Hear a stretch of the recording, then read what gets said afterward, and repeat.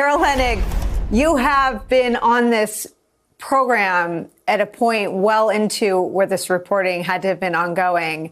And so I feel like we've benefited from some of what you've been learning and your wise and sort of cautionary notes about both tempo and pace of the twin investigations now with Jack Smith at the helm.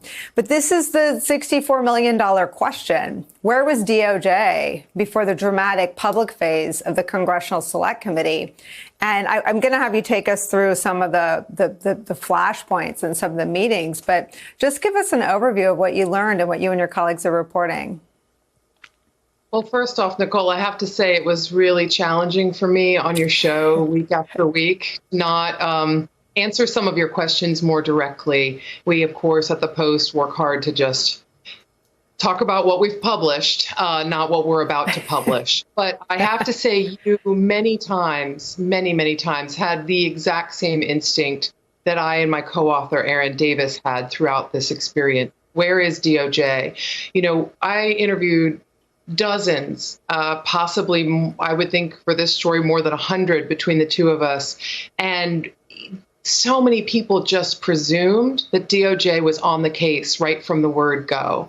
But actually, the chronology is startling for how little DOJ was on the case.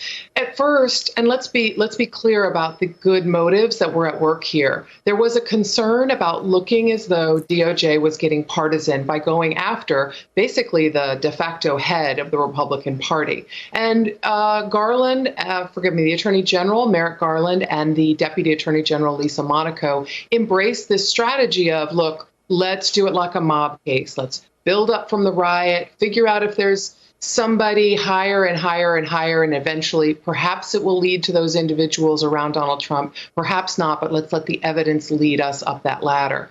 The problem is there is no ladder between militia members who are the Oath Keepers and the Proud Boys wearing flak jackets and bulletproof vests and carrying bear spray and emails to Mark Meadows or Donald Trump or Rudy Giuliani about convincing state officials to help them create fake electors to swing the election for Trump and away from Biden. There is no connective tissue between these folks at the riot and an effort to get the Department of Justice under Donald Trump to falsely claim that there was fraud in Georgia. There's never going to be that connective tissue. And as it has started to emerge in the summer and especially the fall of 2022, still the DOJ sort of turned its eyes away from this until it became a drumbeat of criticism, news stories, some of them on this program and some of them in my paper,